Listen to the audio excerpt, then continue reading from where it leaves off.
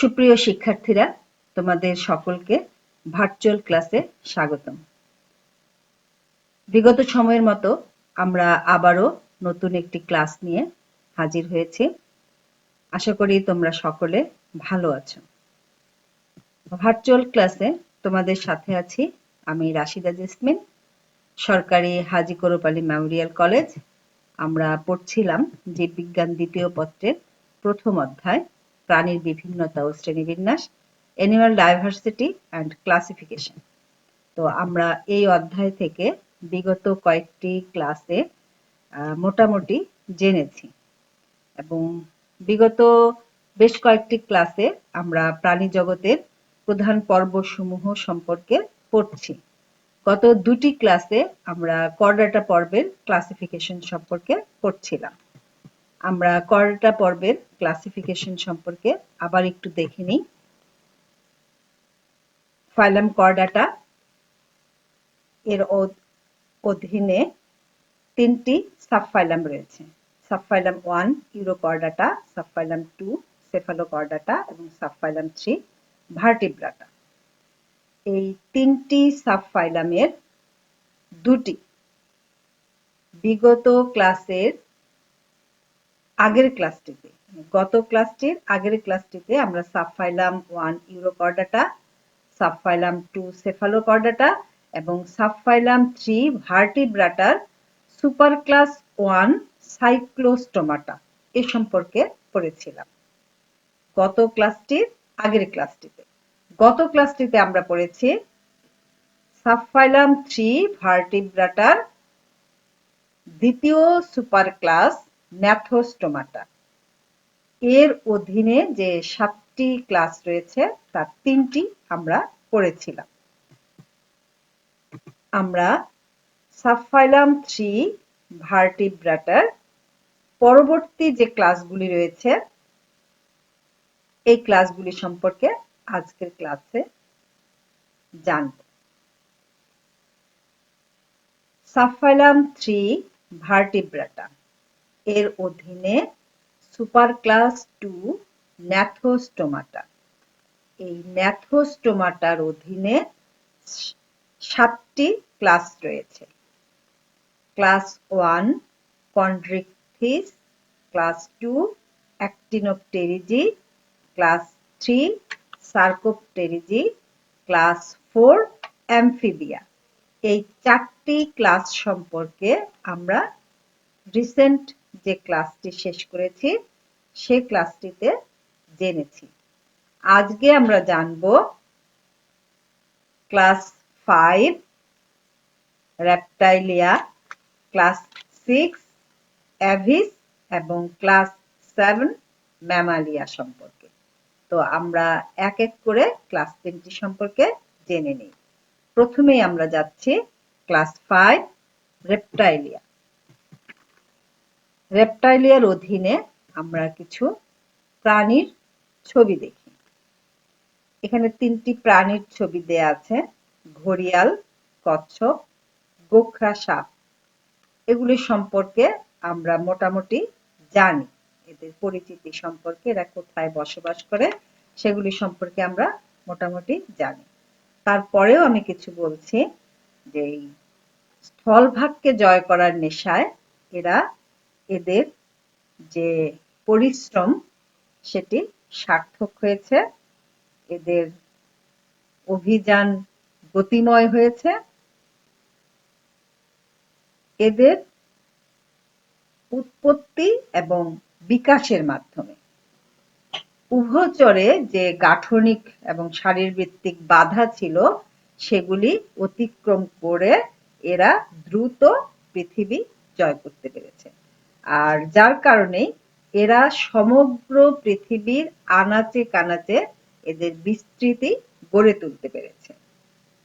শুষ্কতা এবং ডিমের পরিস্ফুটনজনিত সমস্যা, নিষেক, পানি ধরে রাখা, স্থলে বিচরণ, খাদ্য গ্রহণ, রক্ত সংবহনজনিত সমস্ত বাধা অতিক্রম করে এই সরীসৃপ প্রজাতিরা পৃথিবীর সর্বত্র ছড়িয়ে পড়েছে। বর্তমানে জীবিত প্রজাতির সংখ্যা, এই রেপ্টাইলিয়া ক্লাসের জীবিত প্রজাতির সংখ্যা 10,450টি। তো মোটামুটি রেপ্টাইলিয়ার ইতিহাস সম্পর্কে আমরা জানলাম। এবার ক্লাস 5 রেপ্টাইলিয়ার কিছু বৈশিষ্ট্য সম্পর্কে আমরা জানি। এদের দেহ শুষ্ক এবং এপিডার্মিস উদ্ভূত আইস বা শক্ত প্লেট দ্বারা আবৃত। এদের গায়ে যেমন আইস থাকে, আবার এরকম কচ্ছপের গায়ের উপর শক্ত একটা প্লেট আছে। এদের একটি বৈশিষ্ট্য। এদের পায়ে 5টি করে নখরযুক্ত আঙ্গুল থাকে। এদের হৃৎপিণ্ডের ভেন্ট্রিকল অসম্পূর্ণভাবে দ্বিধাবিভক্ত থাকায় হৃৎপিণ্ড অসম্পূর্ণভাবে 4 প্রকোষ্ঠ বিশিষ্ট। এদের ফুসফুসই একমাত্র শ্বসন অঙ্গ। এদের ডিম চামড়ার মতো বা চুনময় খোলসে আবৃত থাকে।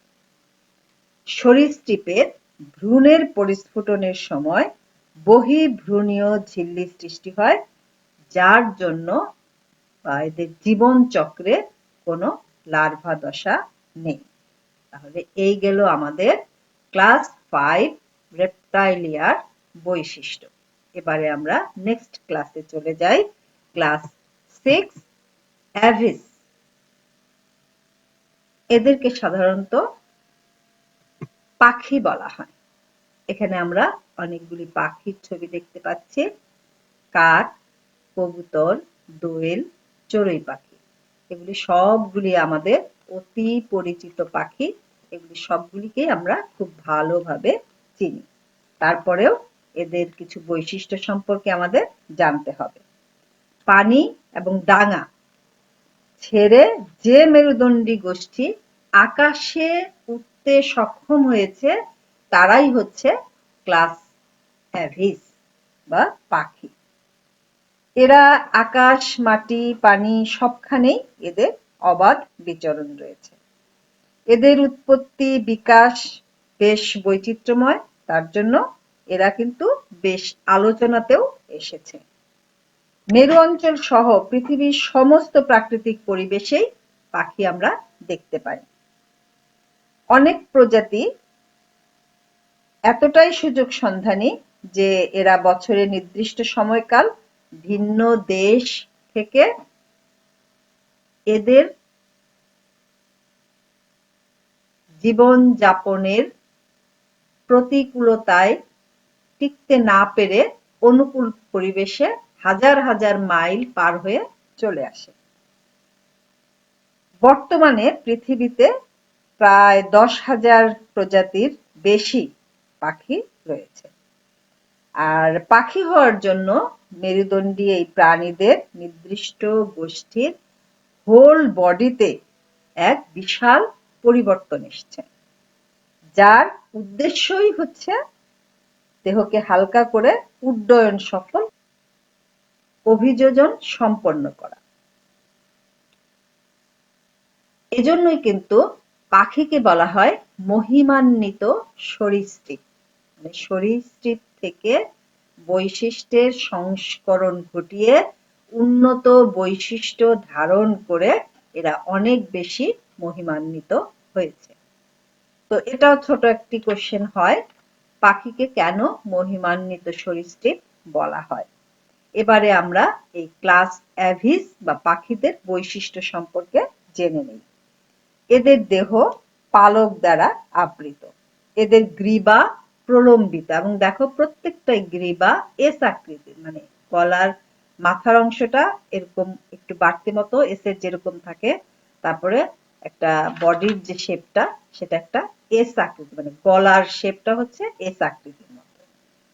এদের উড্ডয়ন অঙ্গ মানে ওড়ার অঙ্গ হিসেবে অগ্রপদ দুটি ডানায় রূপান্তরিত হয়েছে।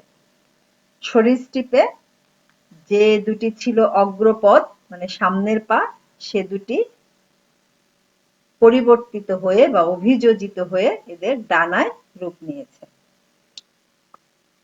অ্যাভিসের চোয়াল দাঁতবিহীন চঞ্চুতে পরিণত হয়েছে। চঞ্চু কি?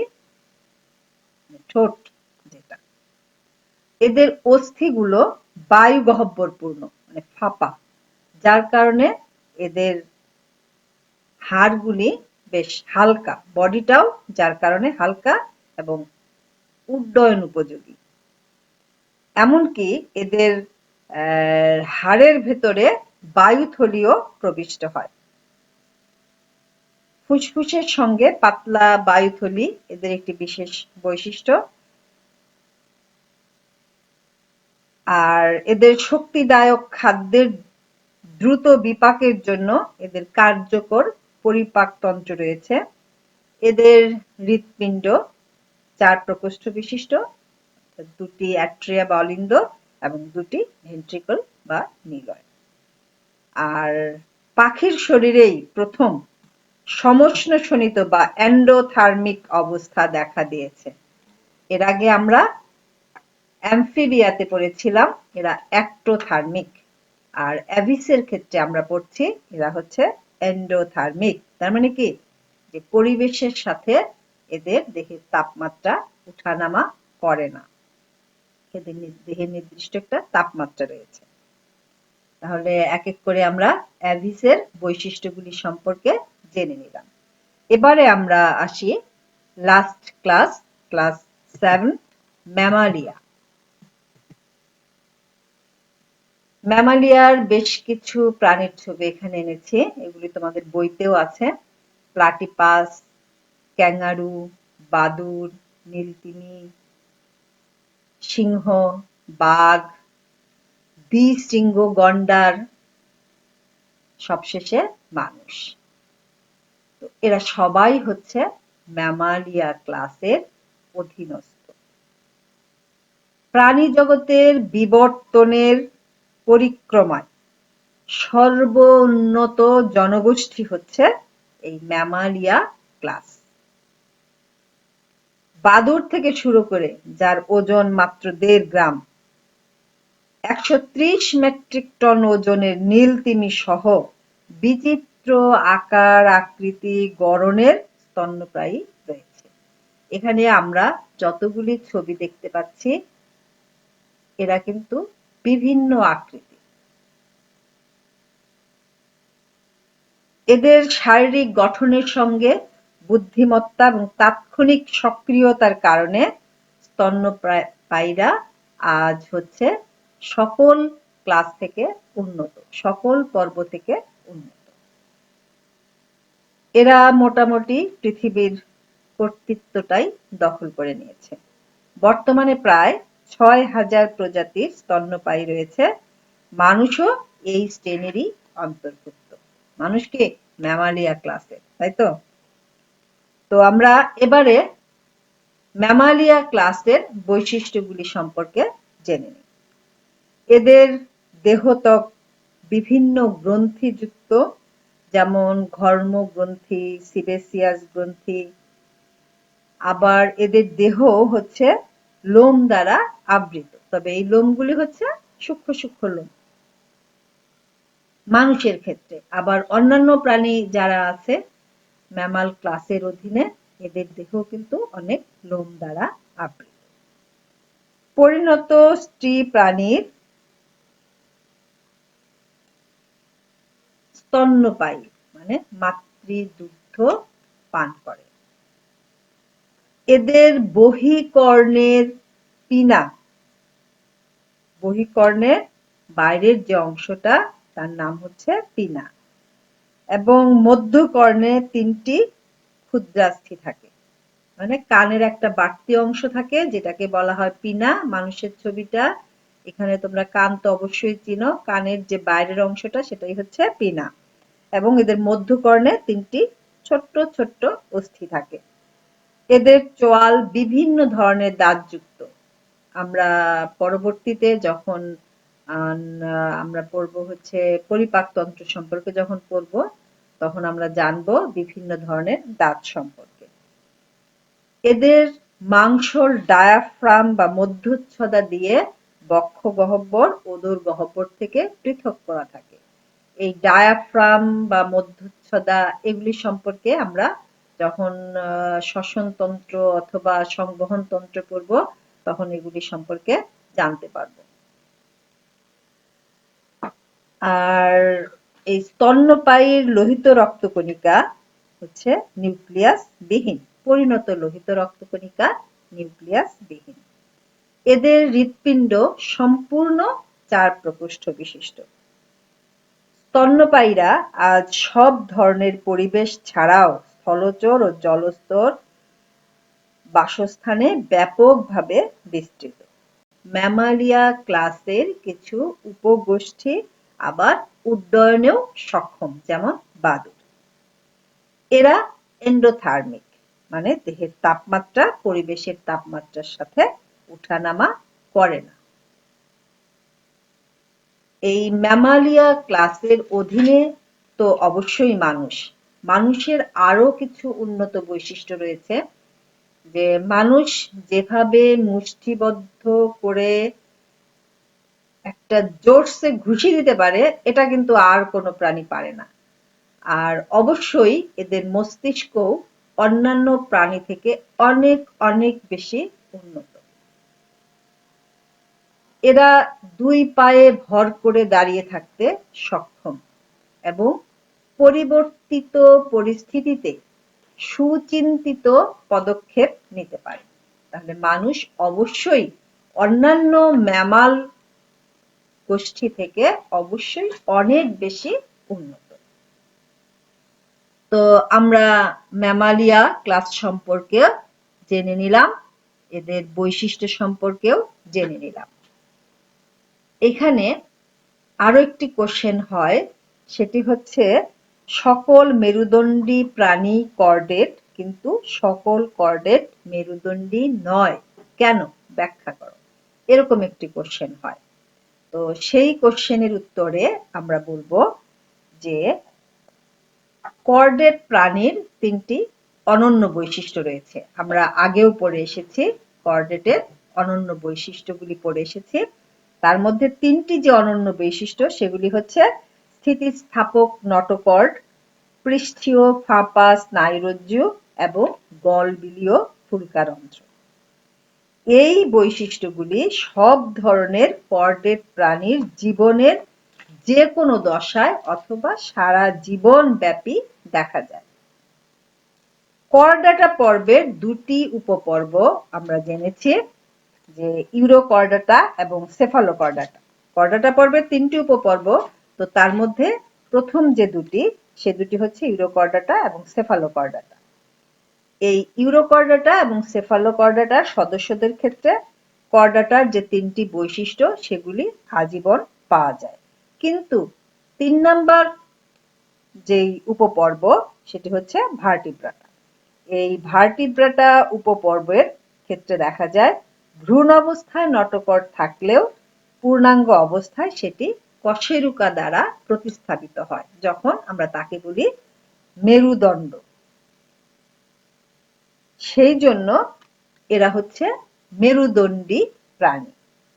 তাছাড়া এদের স্নায়ুরজ্জুটি মস্তিষ্ক এবং সুষুম্না কাণ্ড দিয়ে প্রতিস্থাপিত হয়। ফুলকারন্ধ্র বন্ধ হয়ে যায় এবং ফুলকার পরিবর্তে ফুসফুসে আবির্ভাব ঘটে। তাই বলা যায় কি, যে সকল মেরুদণ্ডী প্রাণী কর্ডেট, কারণ ভ্রূণ অবস্থায় কর্ডাটার সকল বৈশিষ্ট্য থাকে, কিন্তু সকল কর্ডেট মেরুদণ্ডী নয়।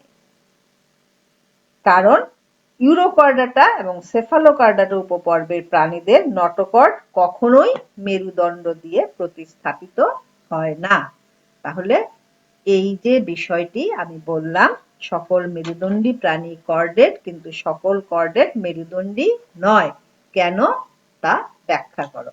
তাহলে বিষয়টি নিশ্চয়ই তোমরা বুঝতে পেরেছো, এবং আজকের ক্লাসের যে আলোচনাগুলি হলো এগুলি আশা করি তোমরা সুন্দরভাবে বুঝতে পেরেছো। তো আজকের ক্লাস আমরা এখানে শেষ করব। তার আগে ছোট্ট একটি বাড়ির কাজ রয়েছে। এখানে দেখো 2টি প্রাণীর ছবি দেয়া আছে, তোমরা এটি চেনো। আরেকটি প্রাণী, এটিও চেনো। 2টি প্রাণীকেই তোমরা অবশ্যই খুব ভালো করে চেনো। এখন এই 2টি প্রাণীর মধ্যে কোনটি বেশি উন্নত এবং কেন সে বিষয়টি ব্যাখ্যা করবে। এবং অবশ্যই প্রাণী দুটি কোন ক্লাসের অধীনে সেই ক্লাসটি উল্লেখ করবে, তারপরে তাদের বৈশিষ্ট্যগুলি লিখবে এবং কি কারণে একটি থেকে অপরটি বেশি উন্নত সেই বিষয়টিও ব্যাখ্যা করবে। আশা করি তোমরা সুন্দর করে এটি খাতায় লিখতে পারবে। তো আজকে আমরা ক্লাস এখানেই শেষ করব। সবাই ভালো থাকো, সুস্থ থাকো এবং আল্লাহ পাক আমাদের সকলকে সুস্থ রাখুন, যেন আগামী ক্লাসে আমরা সবাই আবার একত্রিত হতে পারি। সবাইকে ধন্যবাদ।